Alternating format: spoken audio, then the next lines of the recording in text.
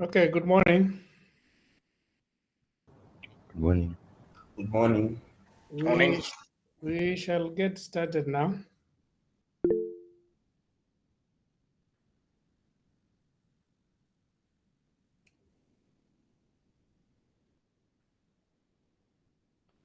Very good. We shall get started now.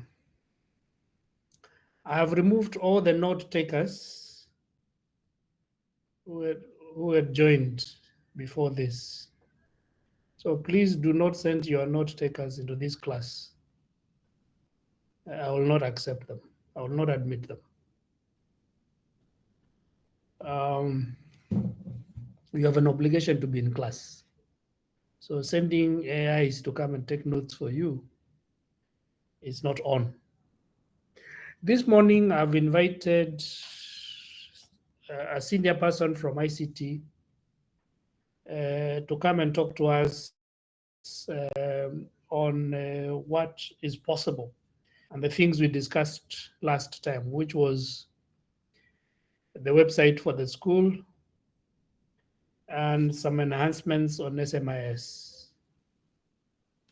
So if anybody notes a new person coming in by the name Caroline Chepkoech, you can let me know that she is in class.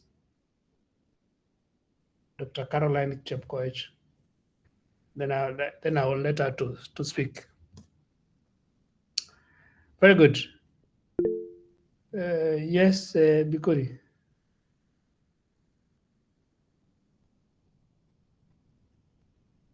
Hello, Adrian. Please speak. You raised your hand.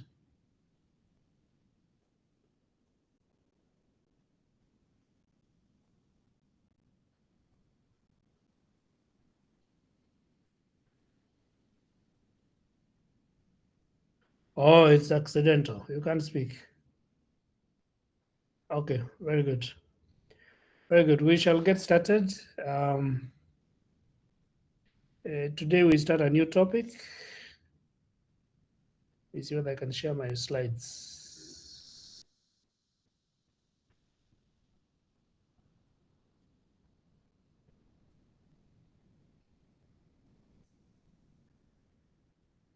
I hope you can see my slides. My slides, the one I'm displaying now.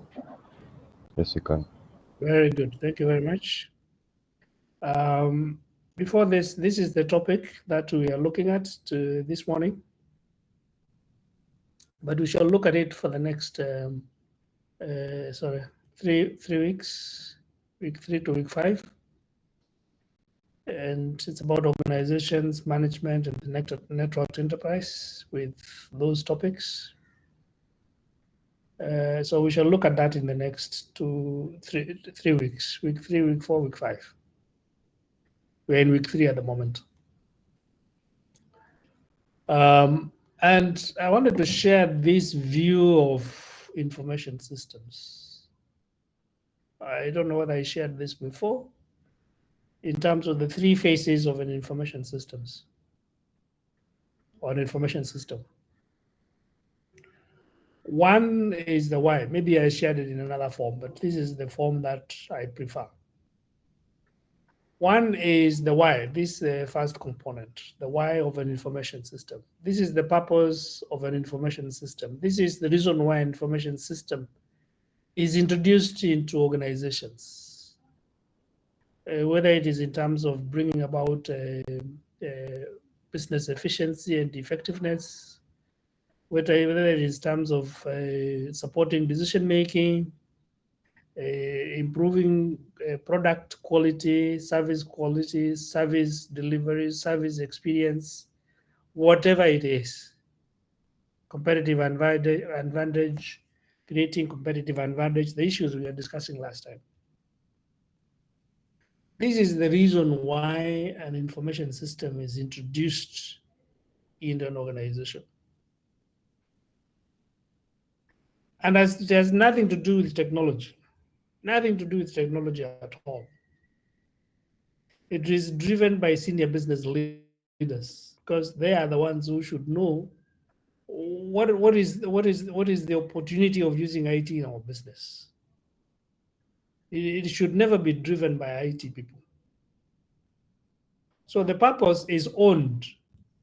They're the ones, the senior business leaders, they're the ones who know what problems they have, and the ones who know how they can solve those problems, and they're the ones who know how IT can help them to solve that problem. And how IT can help them to solve that problem, maybe that's the time they consult IT. But ideally, they should be independent of technology and IT people. So an information system is owned by business. And that is why it is driven by senior business leaders. It is never owned by IT unless you are putting some shared infrastructure. So that is the most important part. That is the reason why the information system should exist in the first place. If there's no clarity on the why, then forget about everything else. Forget about the technology. The second phase is the what component, particularly the technology component.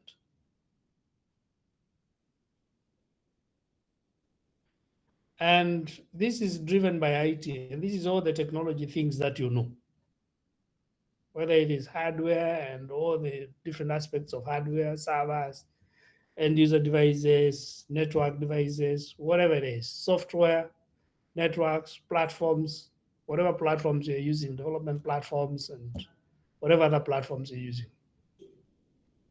And cloud, whether you're talking about on-prem cloud infrastructure, or you're talking about a third-party cloud infrastructure. So this is the technology as you know it. This is where you have expertise.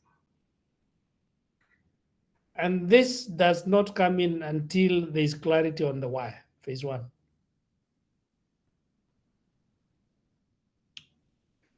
The third phase is the how, the processes.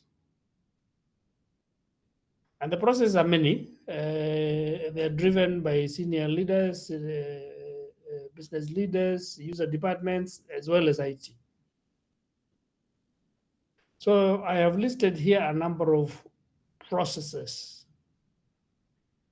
that we encounter in the whole life cycle of information system. We start with strategic planning, creating a strategy for information systems, procuring that information system if it has to be procured from outside, or developing it in-house if you need to develop it in-house. And then we move to execution or implementation. And this normally takes the form of project implementation. Because when we develop strategy, towards the end of strategy development, we come up with projects that can be implemented. And the implementation largely of an information system is through projects. And therefore, we look at the various phases of project management, from project initiation, project planning, project execution, and project monitoring and evaluation. Once the project is executed, it is properly, the project is completed, it is passed on to the users for use. And this is where use comes in.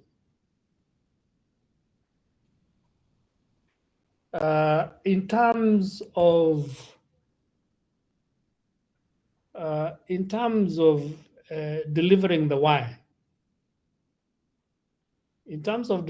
why, what I've just highlighted there in green is the most critical.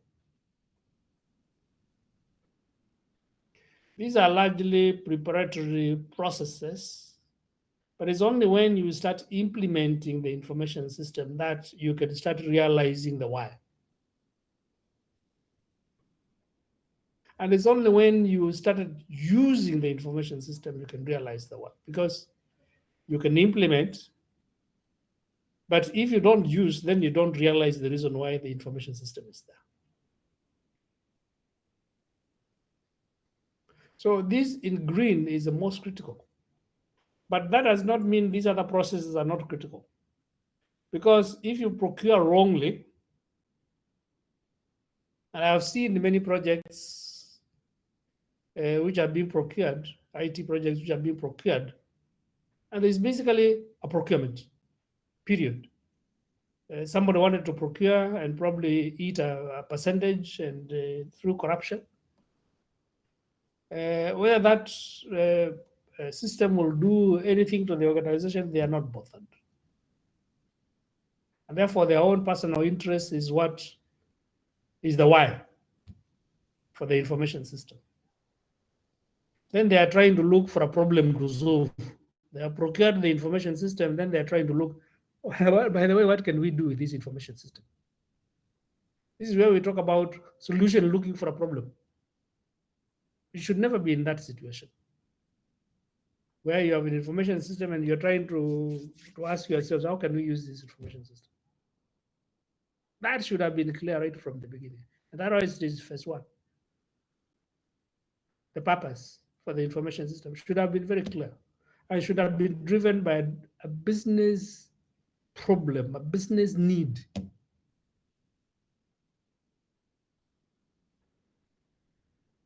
So we have those three phases. But people are everywhere. People feature across the three phases.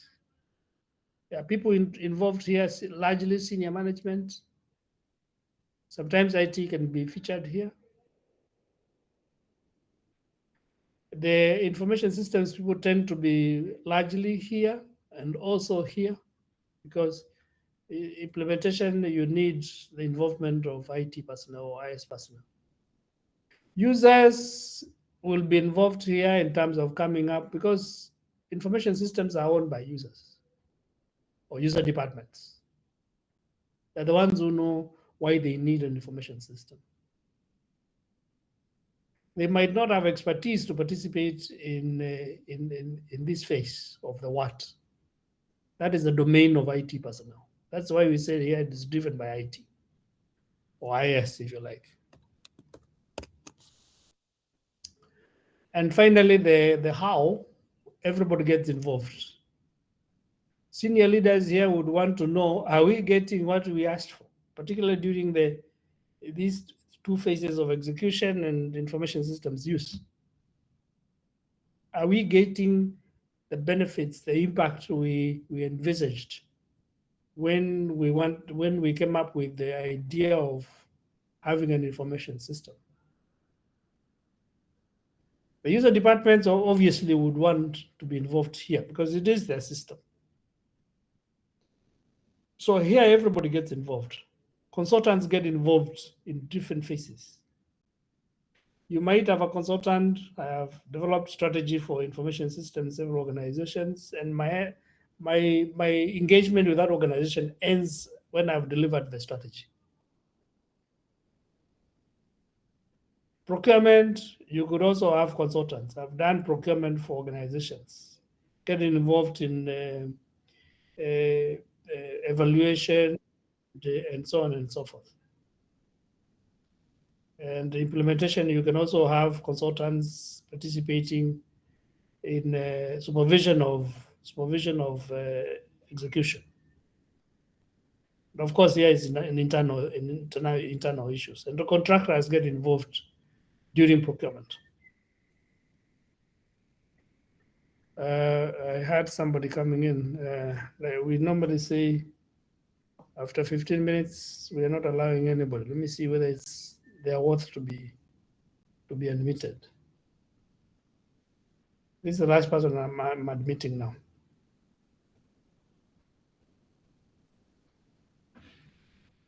Keep on looking for somebody from ICT by the name Caroline Chepkoech.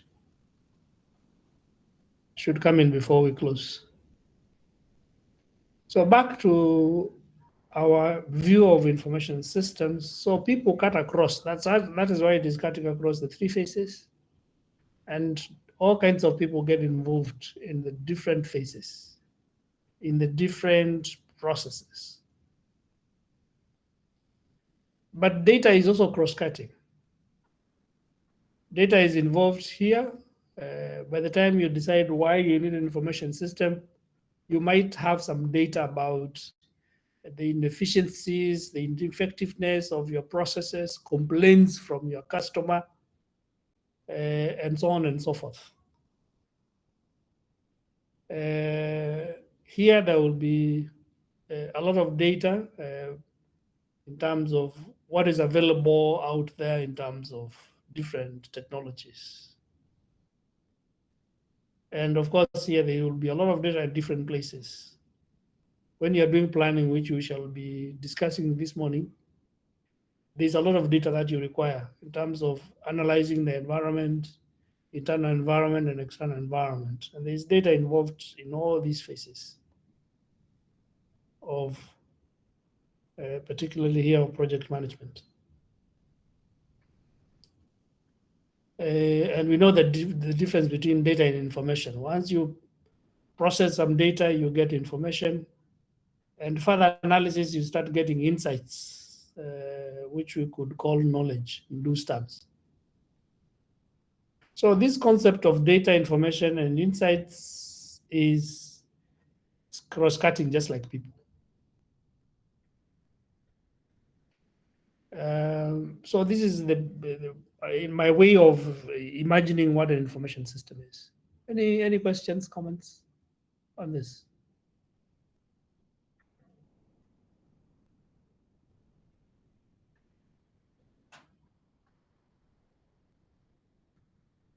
Does it make sense from the information systems that you have seen before? Particularly during your internship? Is this Yes, informative of what you've seen? Yes? yes, it does. Okay, very good. Anybody else?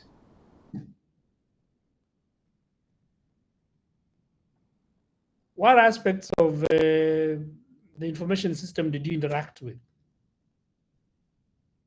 Some of you got involved in system development. Is that correct? Just one of the many processes. Some of you got involved in project implementation, specific project implementation. I don't know whether there were some of you got involved in selecting technology for a project, thinking through the various technologies that could be used to solve a business problem. Wanyama, which one did you get involved in?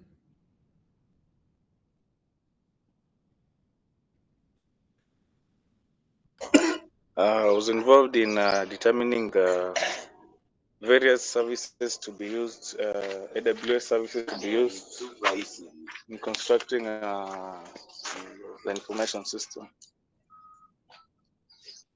So you got involved in the what? And AWS services is that particular client infrastructure. Yeah. Very good. So we start this morning with the information systems, which is one of the organizations and strategy, which is one of the topics. Which is one of the topics here, information systems, organization, and strategy. That is what we start with. And this is what we'll focus on this week. And here, I will talk about strategy, information strategy.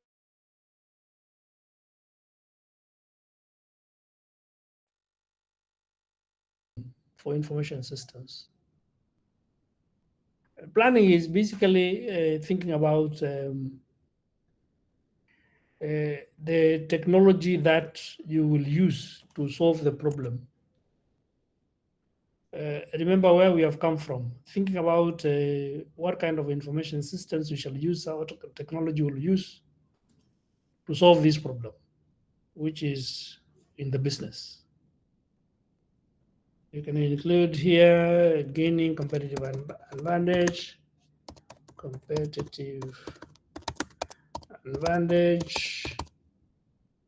etc., etc. So LEDRA and CEFI defines that information systems planning is the set of activities during which an organization chooses a portfolio of applications to facilitate the achievement of its business objective. Again, the why. So choosing the technology to solve the business objectives, the why. So it's choosing the what for the why. That's the way he defines it, or these two guys define it.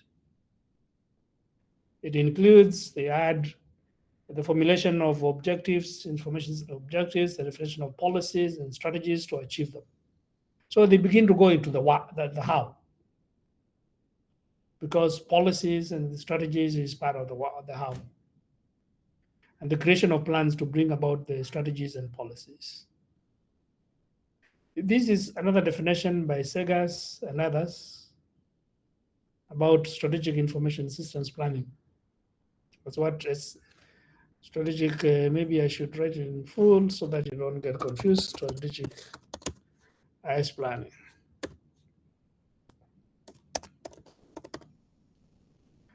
Supporting and influencing the strategic direction of the firm through identification of value-adding computerized information systems. Again, the what?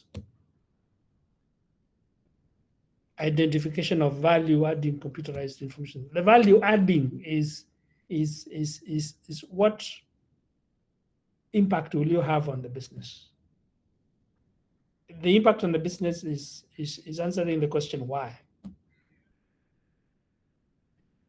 Second point they make is integrating and coordinating various organizational technologies through development of holistic information architecture. So creating the information architecture, which eventually will give you the technology architecture, is part of strategically planning for information systems. And then developing general strategies for successful systems implementation. So if you look at it, with these two definitions by these researchers, they're basically saying it is about thinking about this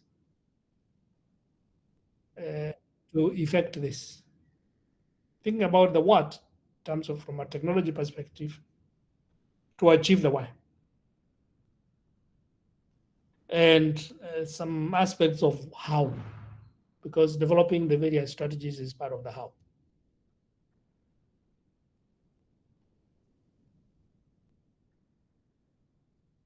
I said I will not admit anybody else, but I will admit Edwin. It's just coming. Edwin, don't come late again. This is many minutes since we started, half an hour.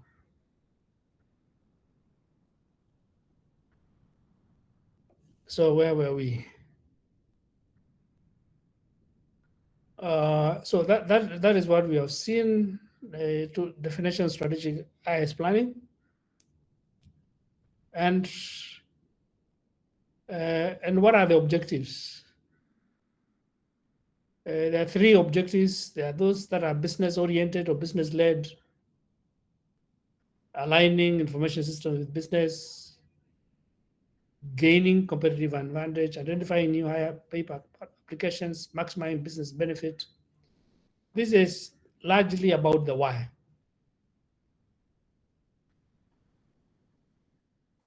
And that is why there is business orientation. Because business is concerned about risk. It's concerned about maximizing business benefit from information systems, and so on and so forth. But there are aspects that are IS or technology related, like thinking about future information systems resource requirements, allocating specific IS resources, developing information architecture, and increasing visibility of information systems. A lot of those would fall under what? Those information systems oriented will fall under there. Again, I can't remember where we were there. And communication is critical. Particularly if you want information systems to be successful, top management must be committed and must support the information system. Remember, the why is a top management issue. So if they have no commitment, if they have no, they are not part of that why, then it becomes very difficult to push an information system. A lot of information systems that are initiated without clarity of the why will tend to fail. So communication is very important. That top management commitment and support is critical. If, however, an information system is initiated by information systems or IT department, they need to sell that idea to senior management and make sure that senior management buys it. They are committed to it. They are supporting it. They can allocate resources to it. Users are also important. Remember, people were cutting across the three phases. So users are also part of this. So communication between the three parties, there are three parties here. There is senior management or top management. There is the users who tend to own the information system. Then there are IT people. Communication between those three parties is critical for success in information systems. But there are more people involved. Remember on slide number 5. Remember, people here are cutting across. There are contractors, there are consultants outside the organization now. And I forgot to add here, there are customers also.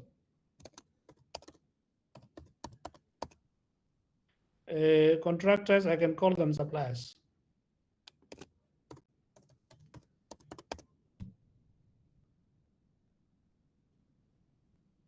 So all these people. So communication is one between the three parties within the organization, but also with the external partners, customers, suppliers. It's critical. Did I get a question? Yes. Yes, please proceed. Is there a difference between IS users and customers? Okay. Good question. There is a difference. And the difference is this. Where was that? There it is. IS users are internal.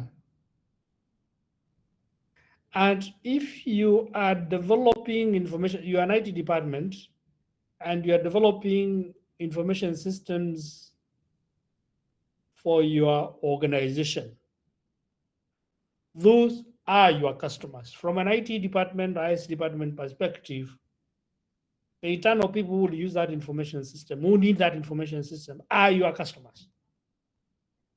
Are we to get up to that point? Yes. But there are business customers. Maybe I should call them business customers. Business customers. So if, imagine you are a bank, although you are developing an information system for a banking department, but that banking department provides services to customers who are account holders, loanees, and so on and so forth. So there are those external customers who are business customers. So IS users are internal customers, but there are also external customers for the business. Do I make the distinction? Yes, that makes sense. Thank you. Okay, very good, very good.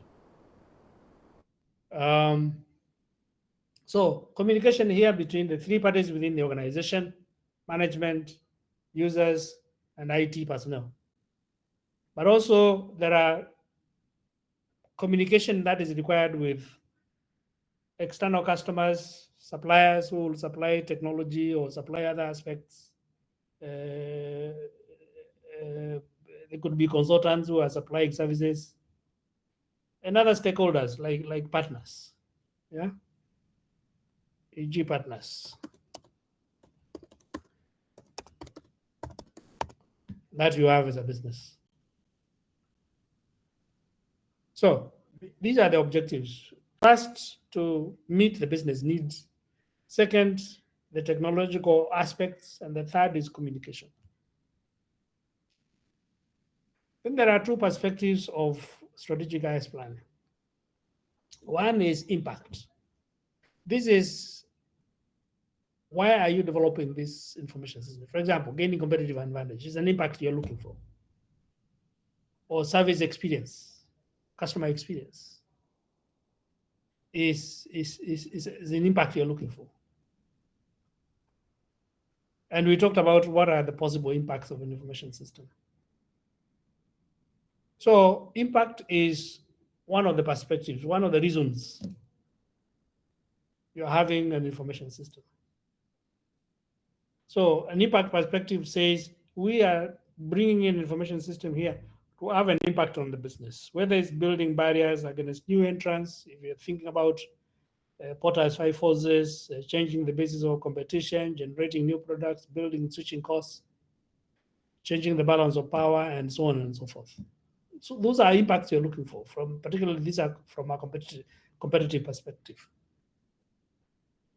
So impact is one of the perspectives of strategic planning. It's one of the reasons why we create or we have an information system. The other perspective is perspective of alignment.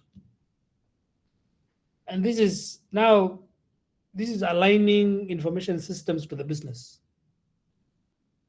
There's a business strategy. You want to create an information system strategy to align with the business so that it can meet some of the things that the business wants to do. The business wants to enhance the customer experience. How can you use a CRM, customer relationship management system, to improve that customer experience? You are contributing to that customer experience. You are aligning information system to the business.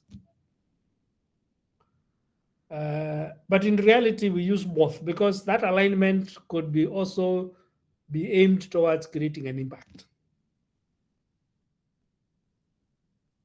So in reality, we use both perspectives. We want to create an impact, but at the same time, we also want to align with what the business wants to do. We have corporate strategy at the highest level, which is the organizational strategy.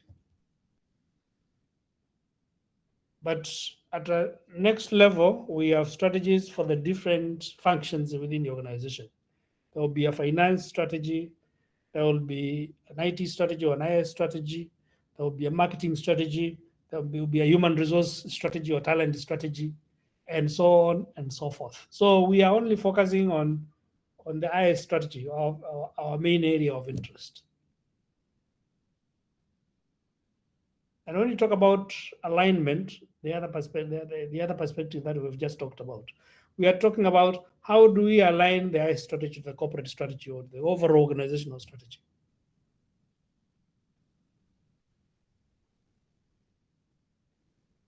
And take a look at what I have said here. What gives an organization a competitive advantage, if that is what you are looking for? It's not the technology. It is the use of that technology. And this is why I said here, implementation and use are the most critical in realizing the why. Because this is where you start generating business benefits. I was talking to some business leaders in an organization that I am board director of. And they don't monitor a lot of these things. Particularly after they hand over the project after execution, they don't monitor what happens to the project beyond handing over to users. Because use is the beginning of realizing the benefits. So you are not monitoring the realization of the benefits after handing over to the users. How do you know that the system now will deliver the why? That is where you tend to have a disconnection in many organizations. They think an information system is about, okay, there's something that management wants to do, business wants to do, there's some technology that we put together, we go through a procurement process, a planning process, an implementation process, we hand over to the users, finished. Project delivered, finished, let's go to the next thing. That's where you make a mistake. Because me sitting in the board, I have an interest to see whether this technology, this information system is giving us business benefits. And being told that we delivered the system to the users is not enough for me. I want to know whether the business benefits, whether it is service delivery, whether it is competitive advantage, are we realizing that? And so if you don't monitor beyond handing over to the user, let me just put here system handover or system commissioning.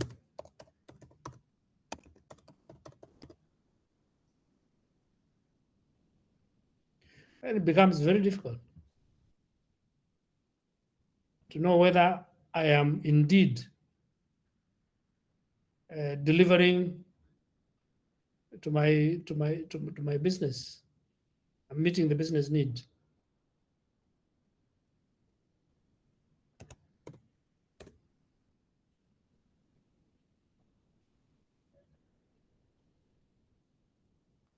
Can't remember where I was. So it is the use. And I would add here execution and use of the information systems to be consistent with what I have said upstairs.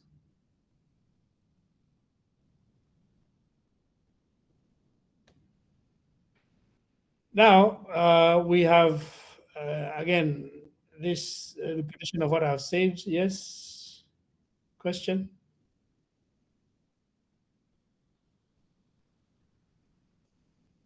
Was there a question? Somebody wanted to ask a question?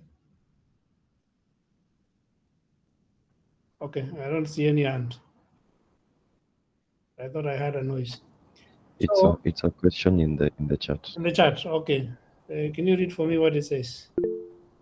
While handing over, does this involve training of the users or ICT personnel? Well, training of users is a continuous process. Obviously, you can't hand over any system without training the users because the users need to know how to use the system. The users hopefully have been involved in the execution, in the implementation. But even then, you need to take them through the system and make sure that the system, they understand the system and they can use the system. You can't commission a system without training users. So yes, it involves training. Because you would have failed. Because if the system is not used, then you don't get the business benefits. You don't get the why. And then it is a failure. And the failure here for me is, does it meet the business benefits? If it doesn't meet the business benefits, then what is it for? You don't want to have technology for the sake of technology. So in this diagram, which I have talked about, is you have an overall organizational strategy or business strategy, which is largely focusing on where is the business going? What is our business vision? Where are we going as a business? And then we have an IS strategy at the level of information systems, where we talk about information systems from what we talked about earlier, the three phases. But we can also extract from that an IT strategy, which is a more detailed technology strategy to make sure that we know how to deliver. So people always think that IT and IS are the same thing. And therefore, when they think about IS strategy, they think they're talking about technology strategy. Or when they're talking about technology strategy, they think they're talking about this IS strategy. Because if you have paid attention to this distinction, you see the technology is only this part. There's a business component. And then there's a process component. And then there are people involved across. And there's data, there's information, there are analytical insights from data, from information. So you can't pretend that technology strategy is the same as information system strategy, because in some sense, the information system strategy is wider. It's a higher level. And technology is a lower level.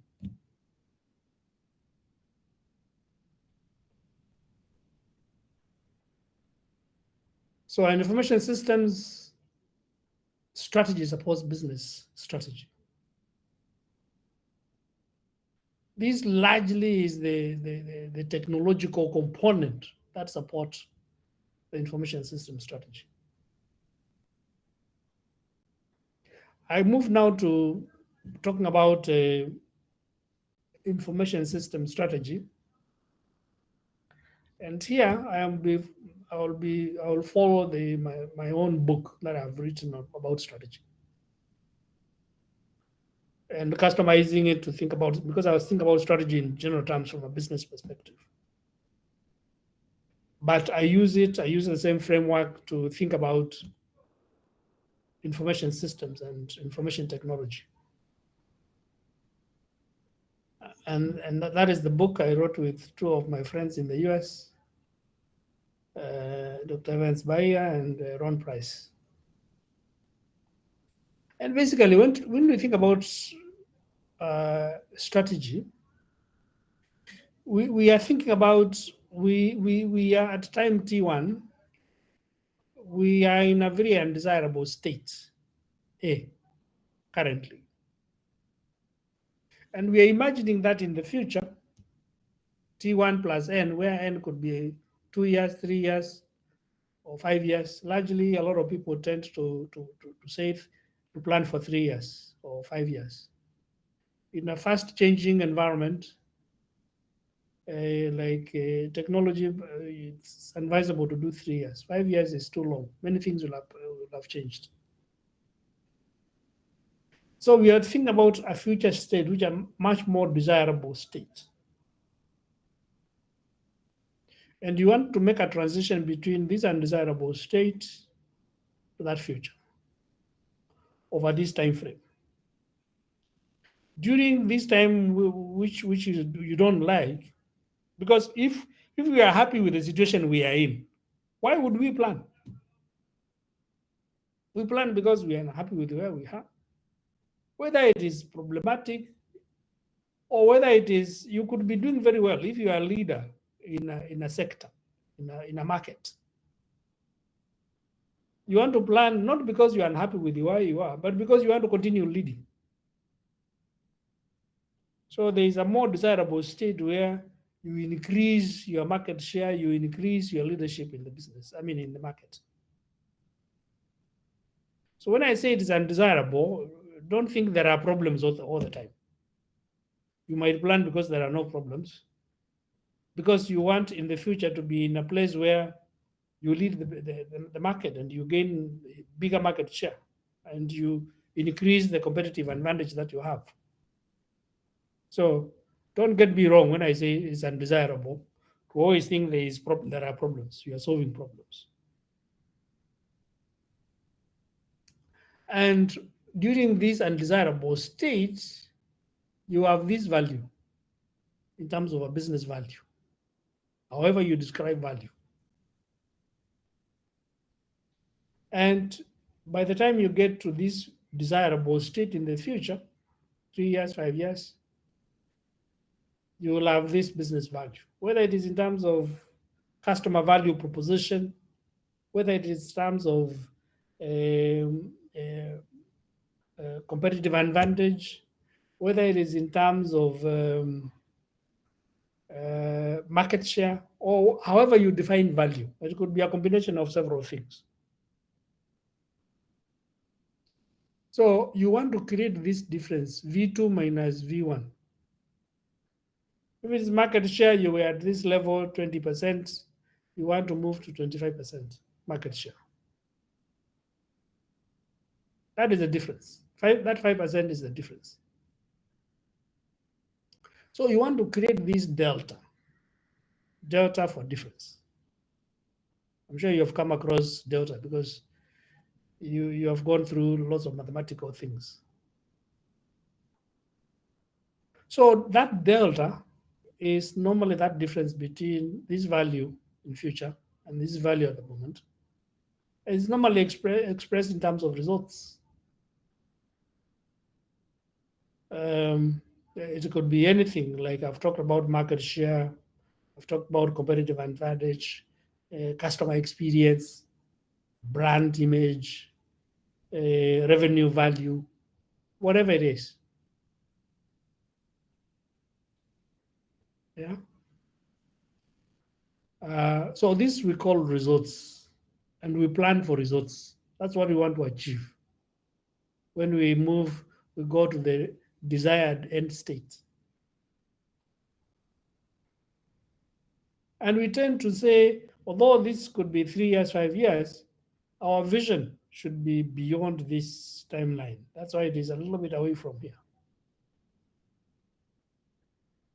If you think about our vision 2030, it was created in 2008, 22 years later. It is a vision out there. But we have been planning for 5 years. Medium-term plan 1, 2008 to 2012. Medium-term 2, 2012 to 2017, coinciding with the election times. Medium-term 3, 2012 to 2017, whatever it is, but we should be in 4, 2022 to 2027. It has taken a long time to come up with that plan because current government came up with something else. They call bottom-up. Translating that to a medium-term plan, which is aligned to Vision 2030, has been a challenge. I think there's something, I remember seeing something recently. So that vision should be out there. Beyond the medium-term planning. 3, 5 years. This vision should be 10, 15, 20 years out there. So this is the difference you want to create, expressed in terms of results. And basically, strategy is what enables you to transition from this state to this state, from A to B. But in making that transition, there are risks. And those risks need to be known. Some of them might not be known. Like, for example, who knew about COVID-19? Who knew that Russia would invade Ukraine and cause all kinds of problems in the supply chain of commodities like grain from Ukraine? So some of the risks might not be known. They might emerge somewhere along the line here. Remember, this is a timeline of a couple of years. So COVID-19 was not there when you started, but it happens here. Then you need to replan.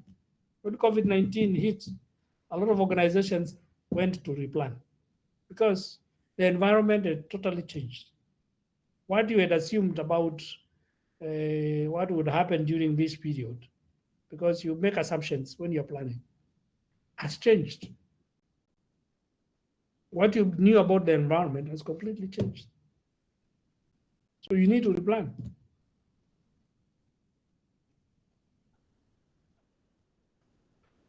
Okay, so this is a summary of what strategy is all about. But even when we say, okay, one, we are at a certain situation and we should know what that situation is. But we should also know where we are coming from, the past. Because if you don't pay heed to your history, then it might be difficult. You might repeat the same mistakes. So we normally look backwards and then we look forward. Look backwards, what experiences did we have in the past? What lessons did we learn in the past? Can we use some of those lessons to make this transition? Can we avoid some of the pitfalls in the past in moving forward? If you do not have that retrospection, then it becomes very difficult to think about the future because you don't want to repeat similar mistakes. So this is a summary of what strategy is all about. Any questions, comments?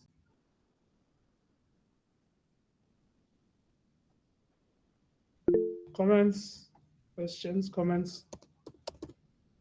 Yes? Go ahead and ask questions. Can't remember, I didn't see who has raised their hand. Or was it something in the chat?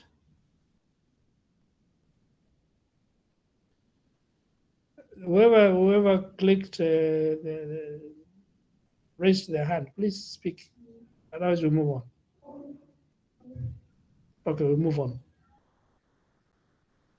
So that's a summary of what information system is all about. So, strategy is all about. But before I begin to share my framework, I have 7 stages. And I will go through each one of these stages in turn just to explain up to stage 5, because that is where planning stops. After that, you move to execution.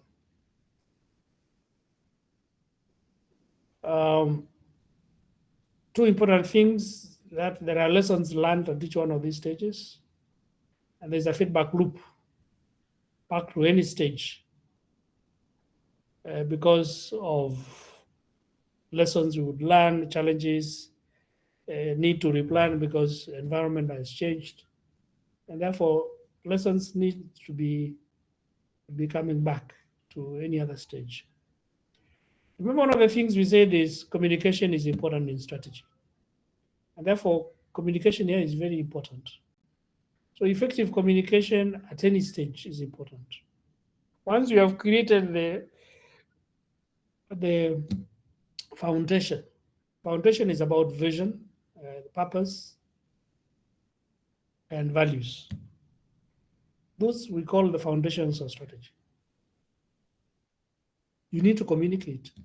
You need people to know, where are we going? What is our vision in the future? What values will guide us to attain that end state that we are aiming at? And what is the purpose? What is the reason for our existence? You need to communicate that, because that is fundamental. So these are the 7 stages, and I will go through each one of the stages. The first one is a foundation.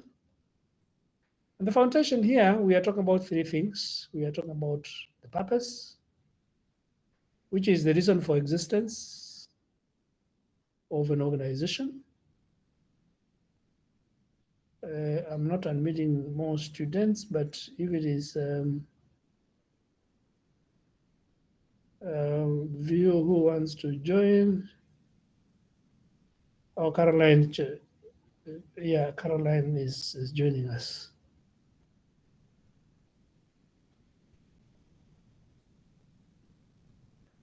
Good morning, Dr. Carol. Morning, Prof. How are you? I am good, and you? Good, thank you. Very good. Welcome into my class. Thank you very much. Yeah, and before you you have two purposes. I want you to give these guys, these are 4th years. Okay. They are doing BSc, which you did long time ago. Were you our first cohort or second one? The fourth one, actually. The 4th one. Yes. So you were the so you came in 97.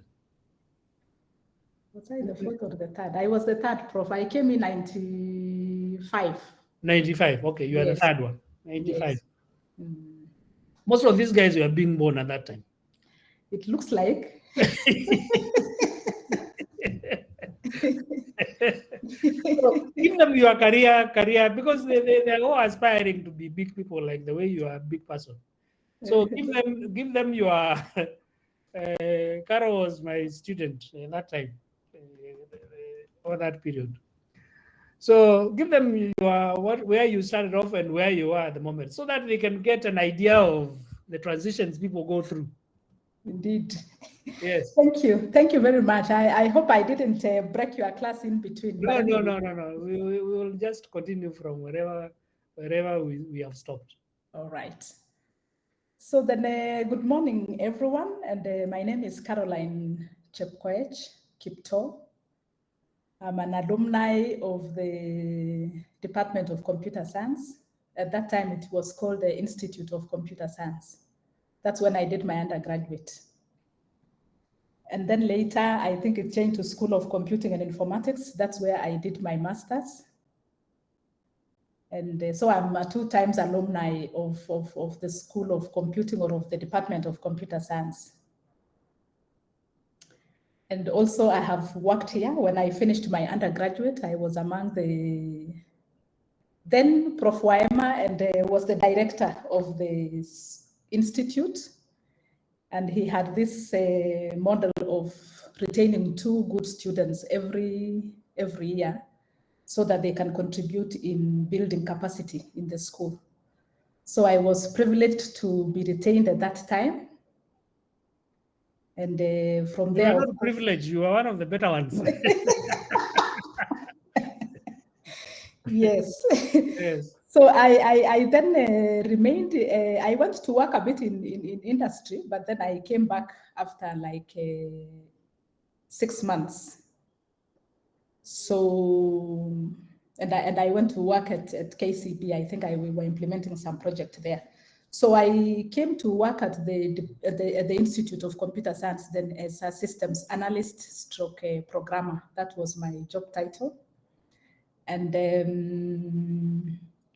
over the years, of course, I was able to participate in doing many things. And it is at that time that we introduced what all of you have interacted with, which is the Student Management Information System. So the times we were students, we used to go and do course registration at the administrator's office by filling a piece of paper, which was then left there to be used in managing your records or to contribute to your records as a student. So now after I was employed, I also found another lady who was in the first cohort, and I worked under her. And we were able now to initiate this process of developing the student information system. So fast forward, I later did my MSc at the school. And of course, in between, I'm also still, we have already like rolled out the first version of the system that was used. It was a client server architecture.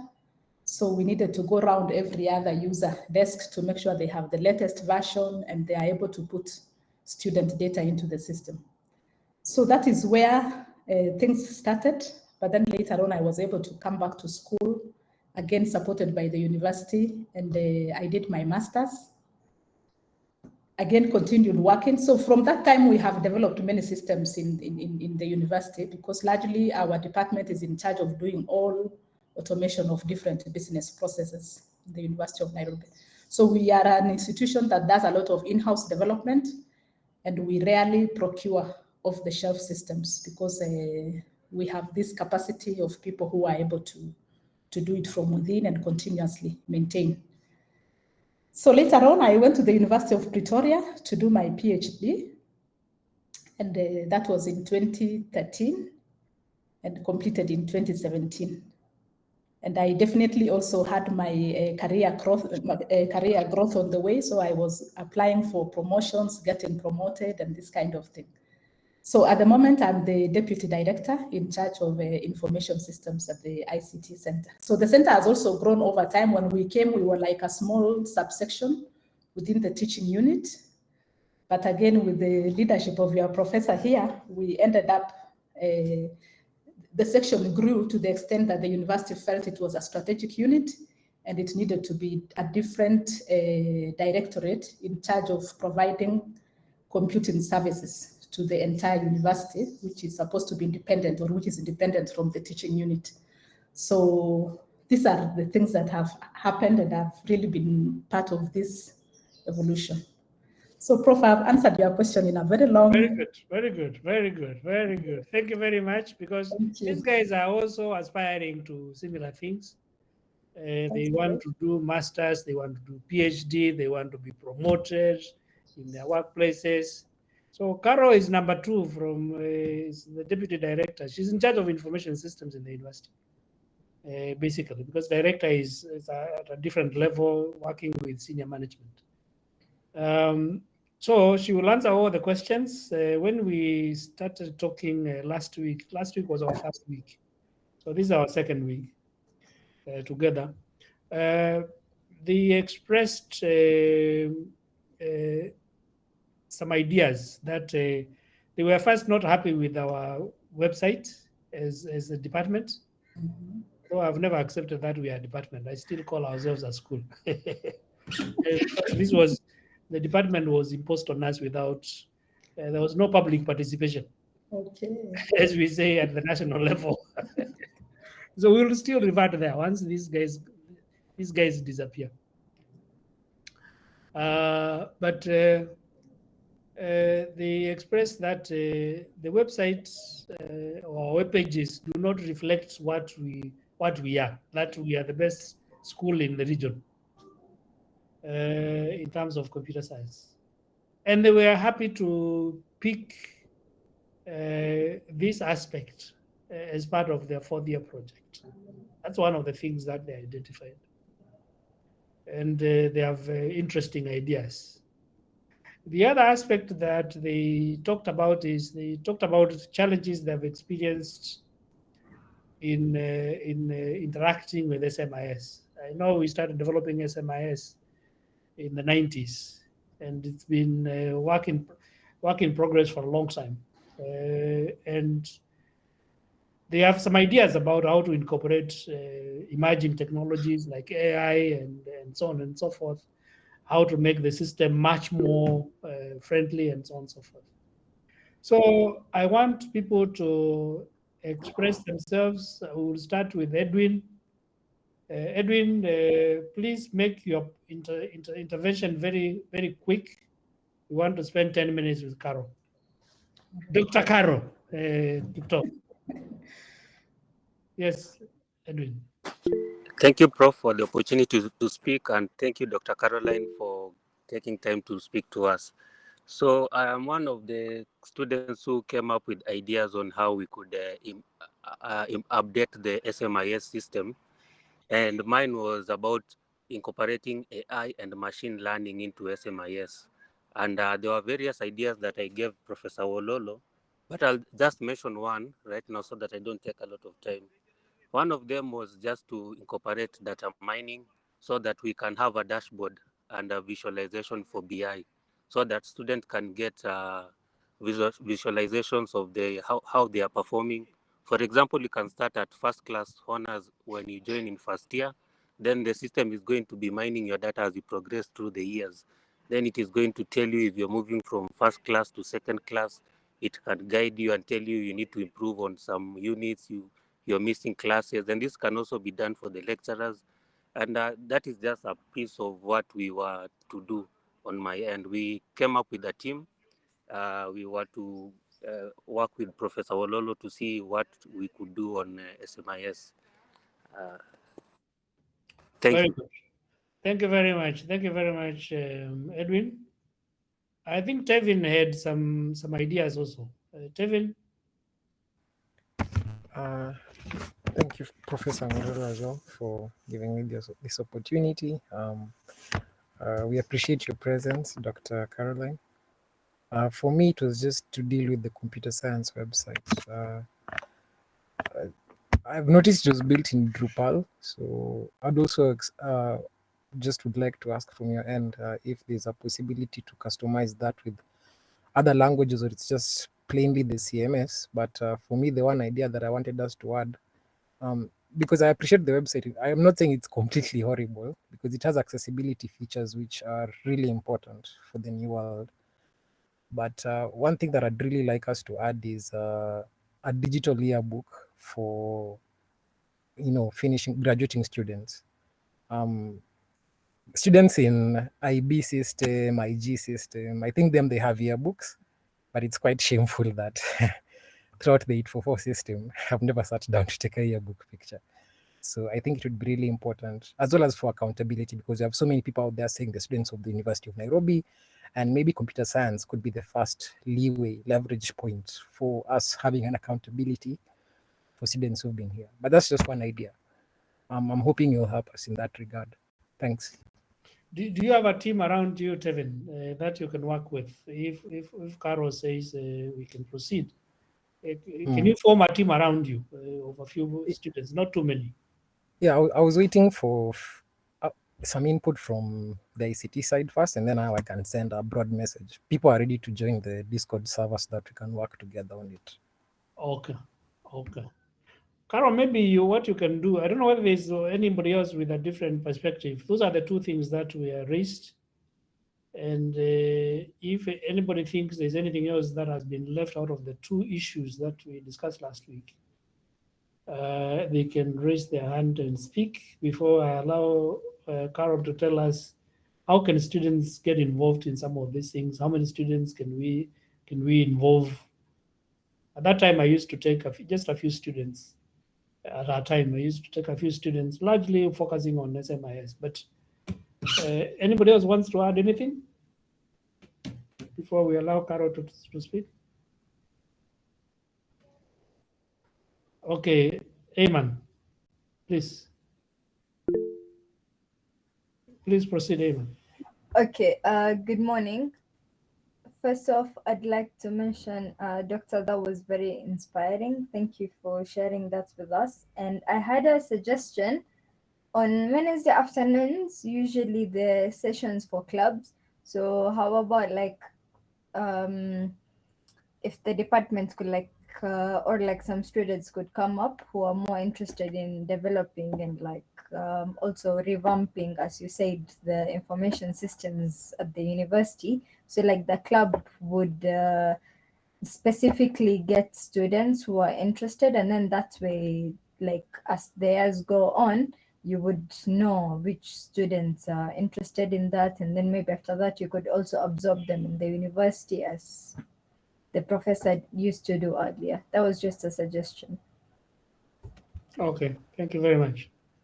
So you hear from this young lady.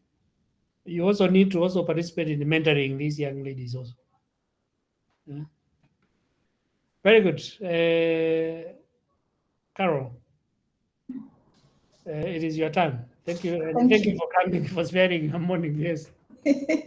Yes, thank you. Thank you very much. In fact, these suggestions are very, very welcome. I think from where we all sit, we know that technology is evolving every day.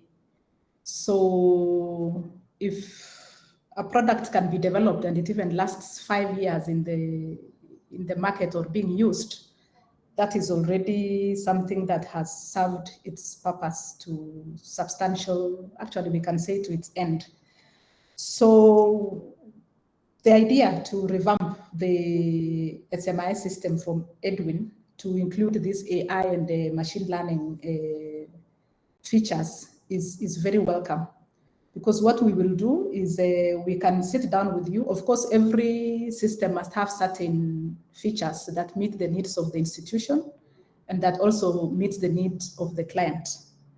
So the features that Kevin is suggesting is really very good, especially now from the student perspective, so that you can be able to see for yourself, are you working, are you having a downward trajectory, or are you having an upward trajectory?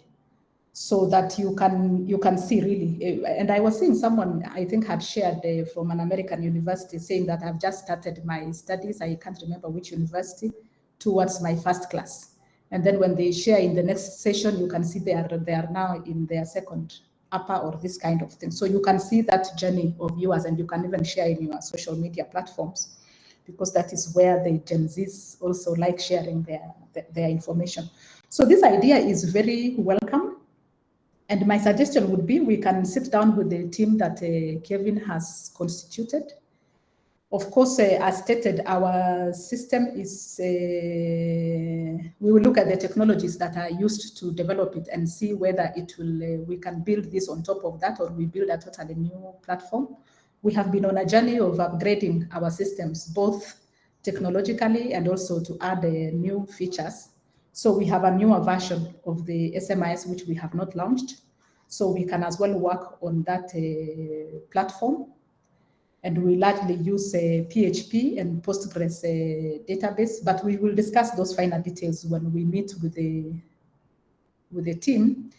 And what I like, or what I encourage, especially about the SMIS, is that it is operating like a microservice on its own. So it is not like part of the whole architecture of the student information system.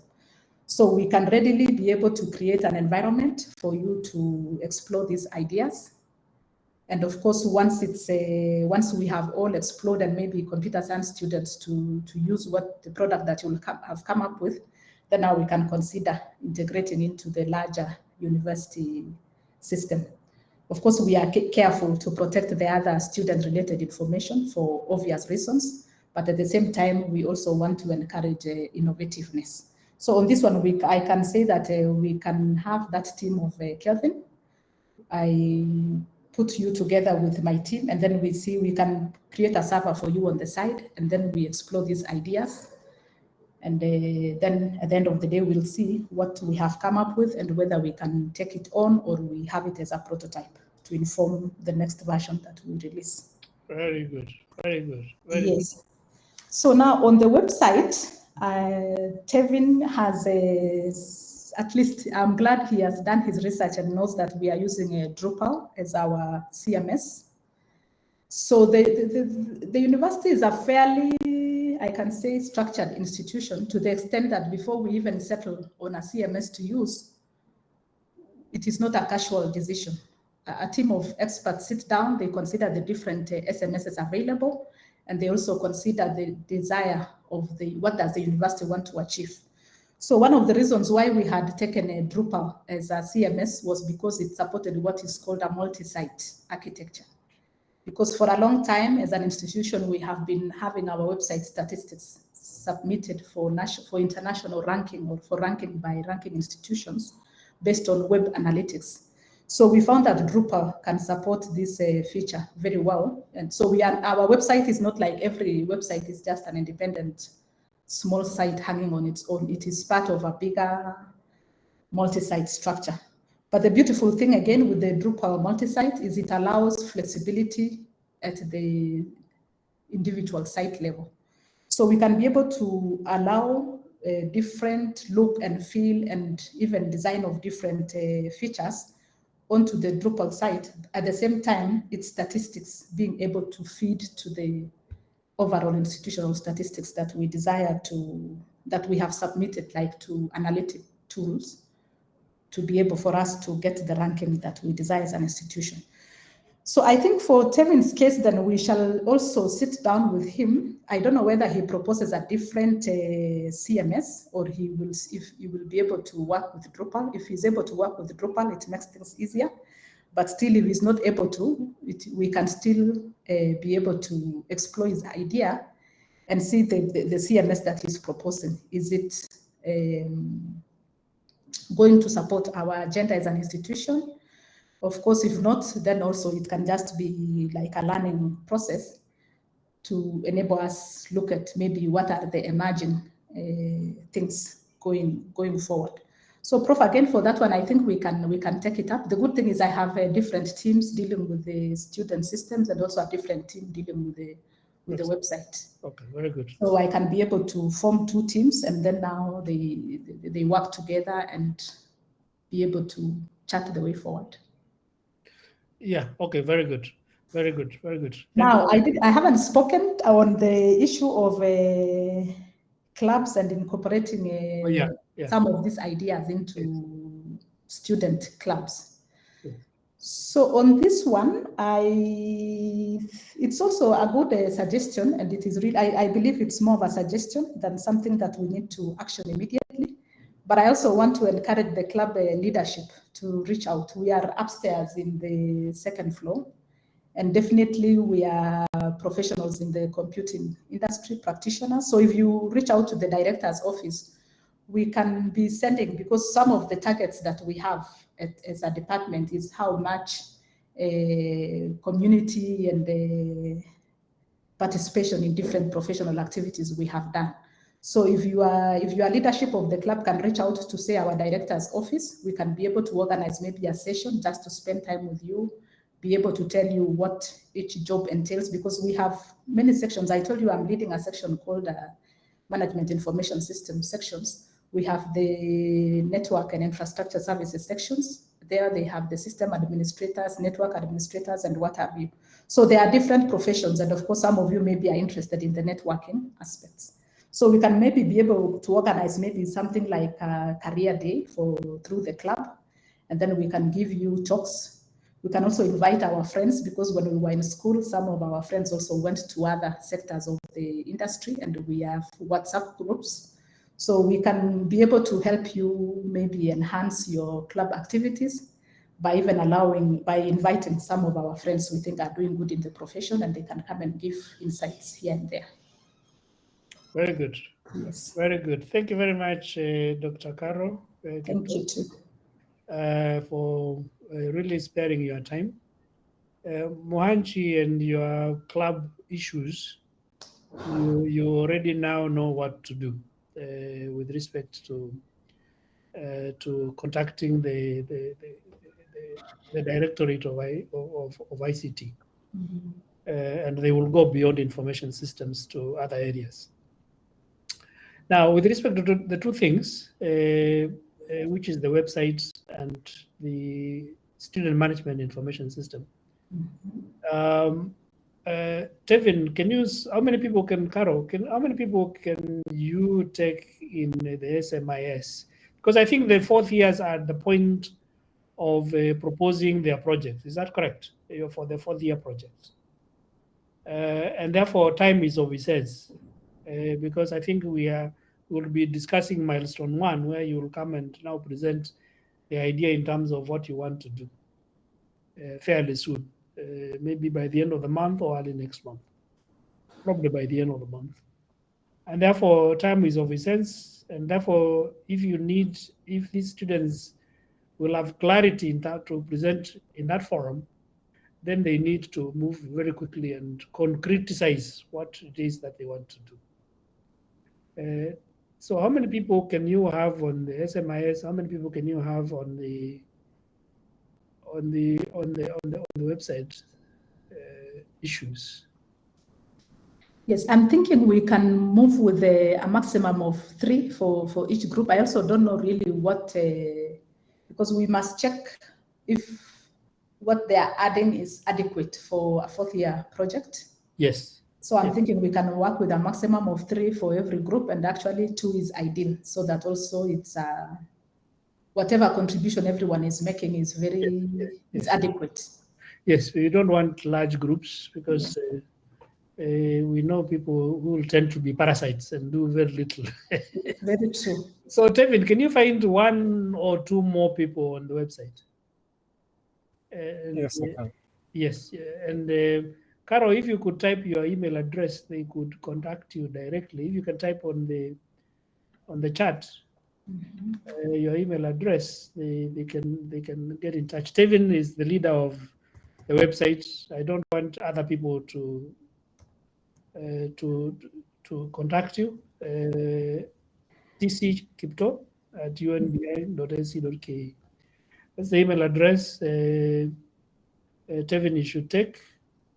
Who was the other guy? Was Edwin. Edwin. Can you find another one or two other persons to participate in SMIS? Yes, I can. Yes, you can. Okay, very good. Very good. And then you can start conversations with Dr. Kipto directly without necessarily involving me. Mine was to make the contact and make sure that you can have something useful to present in milestone 1 for your 4th-year project. Actually, when we started off, I was in charge of both the computing side, which is the ICT, and the academic side. And therefore, I had a view of both. So I would use students on the academic side to help me to develop systems on the technical side. And later we separated around 2002 or thereabouts. And we continued that model. And that model has kind of weakened. We want to revive it, Caro, so that we can make use of our students. Very true. Both undergraduates and masters and even PhD to help the university in the IT area. Because why should you go and look for expensive resources out there while you have fairly free resources who would be willing to contribute as part of the academic work? So once again, can we clap for Dr. Kipto in the usual way? Thank you very much. Thank you very much. All right, thank you very much, and I wish all of you all the best.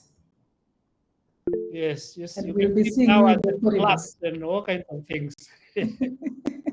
Yes, very Thank good, you. very good, very good. Thank you very much, Caro. All right. And we will move the way we have agreed. Okay. Okay, thanks, and have a good day.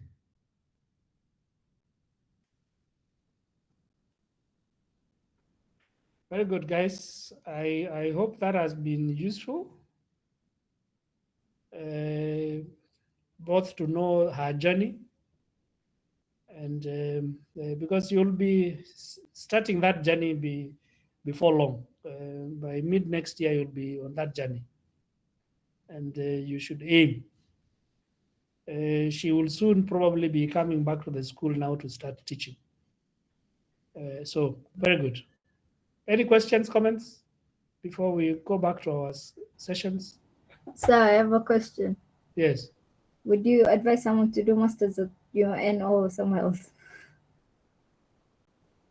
Let me say, at the university, at the moment, I don't think there is any school that beats us with respect to computer science in the country and probably in the region.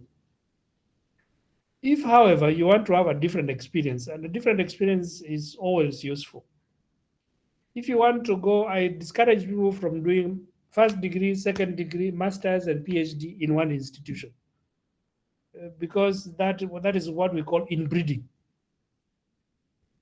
You need to get out and see a different place. And that's why Caro, I encouraged her, go to South Africa and get a different experience. So masters, you can do it here. If you want to do another master's somewhere else, I send lots of my people who are working for me in ICT to Belgium. A lot of them did their masters in Belgium because I had a project and I could give them money to and sponsor them to go to Belgium. And they had a supervisor in Belgium and a supervisor here. And they did their masters in Belgium. Others, I sponsored several of them, including, not sponsored, but I connected them to opportunities. I went to school in Cambridge in the UK. And I connected several of our first lot to Cambridge School of Engineering. And they got their masters there. And I think there are 3 or 4, including Dr. Wanjiku, who is teaching you. So depends on where you see opportunities. But doing a master's in the university is okay, and it's a good thing. But if you find opportunities, diversify your worldview. If you find opportunities elsewhere. I hope I have answered your question. Yes, very well. Thank you. Very good, very good. Anybody else? Very good. So let's move on. We stopped at this point. I was talking about the foundations. We'll stop at, I normally stop at 10:30, but today, since we have spent a bit of time, I'll stop at 10:45, which is the right time. So stage one, I mentioned I have 7 stages in strategy. You can see I moved away from, I did my first degree as an engineer. I'm an electronics engineer. I worked in telecommunications for a very long time, and then moved to IT and did my PhD. As I mentioned, maybe I didn't mention, I never did a master's. I did a PhD straight. And I moved into information systems. But I've taught myself many issues about many things: innovation, management, strategy. I never went to school anywhere to learn those things. That's why I say, once you have a first degree, you can do anything. You can teach yourself anything. So I wrote this book on strategy, largely based on my experiences as a consultant and my knowledge that I had acquired over time with my friends. So we have, so I have moved outside IT completely into many management issues. Nowadays, I'm doing a lot of work on climate change, which I've not learned. I've never gone to school to learn about climate change. So you can learn anything. You can be anything you want to be. We are never limited. So don't have that idea that you must always be a computer science person. You can, after your first degree, you can change to philosophy, to anything you want, unless you are forced to do this by somebody else. Anyway, we have 7 stages. We'll do the first 5 stages. I hope by next lesson we'll be able to finish. So then stage 1 is the foundations. And I said the foundation has got 3 elements: the purpose, which is the reason for existence of an organization. In our situation is the purpose of an information system. Remember, that was the why. That was the purpose of information systems. In organizational terms, purpose really defines the organizational identity, because it defines why an organization was created in the first place, which is normally found, if it is a private company, it's found in articles, memorandum and articles of association, which is what you register the company in the company's registry. Or in these days, it is called, what is it called? Business registration services. It is an enduring concept. Enduring means here that it is valid for a very long time. And therefore, the purpose of an organization does not change next year or at the end of the plan period. It should be relevant. The reason why the university was established as an educational institution, as a training and educational institution, does not change. Probably has never changed since the university was founded in the 60s. And it should be shared by many stakeholders, customers, owners, in terms of shareholders, should know the purpose and believe in the purpose. Indeed, they say that customers buy from companies because they identify with the purpose. They can see themselves in the purpose of the organization. They can see the purpose of the organization serves me as a customer. If they can't see The purpose is serving them. The purpose of the organization is serving them. In all likelihood, they will not be a long-term customer. Obviously, the shareholders, the owners should understand the purpose. The vision. In this part of the world, a lot of people talk about mission. I never talk about it because mission is very short term. Because mission is largely purpose plus what we do to fulfill that purpose, which is the business activities, and those business activities can change. Specific business activities will change. Organizations, businesses will diversify.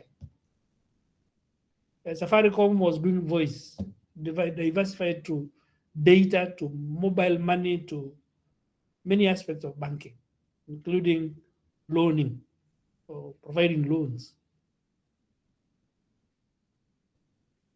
But you look at the purposes of many organizations, you'll be surprised. Look at the purpose of a company like Apple or some of the big techs. Look at their purposes. Just go online and check. What is the purpose? And then the vision. This is the dream. This is the desired future state. And I say it is normally longer than the medium term. Anything 10 to 20 years. It should be inspiration. But it should be also aspirational. There should be something specific you want to achieve. Most of visions tend to be inspirational. But in business terms, most organizations need aspirational components of the vision. Because they want to say something concrete we shall achieve within the plan period. So you can have a vision which meets both. It's both inspirational, but it is also aspirational. And then the values, which is a small set of shared beliefs that guides the people who work in the organization, their actions, their interactions, the decisions they make. They guide them. They share those values. And it tends to make the major component of corporate culture. And we normally speak of the character of an organization. Like your values and beliefs really define your character as a person. So similarly in an organization, when they have core values, it will create the character of the organization, the personality of the organization. So when we say organizations have got a personality, largely we are referring to their values. And we argue, and we normally draw this with a three-legged stool to show that these things are interacting with each other. And if there's a problem with one, then the stool is not stable, the African stool. The stool is not stable, and therefore the foundation is not stable. So this constitutes stage one, and we say this is the first thing that any organization must do. Establish those foundations. Then build on those foundations. Now you start building the strategy on those foundations. Has anybody looked at the purpose of some of the big tech companies? And they can share here on the chat.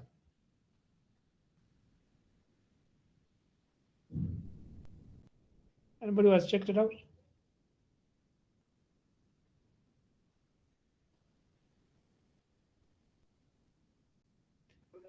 Okay, we can move. Yes.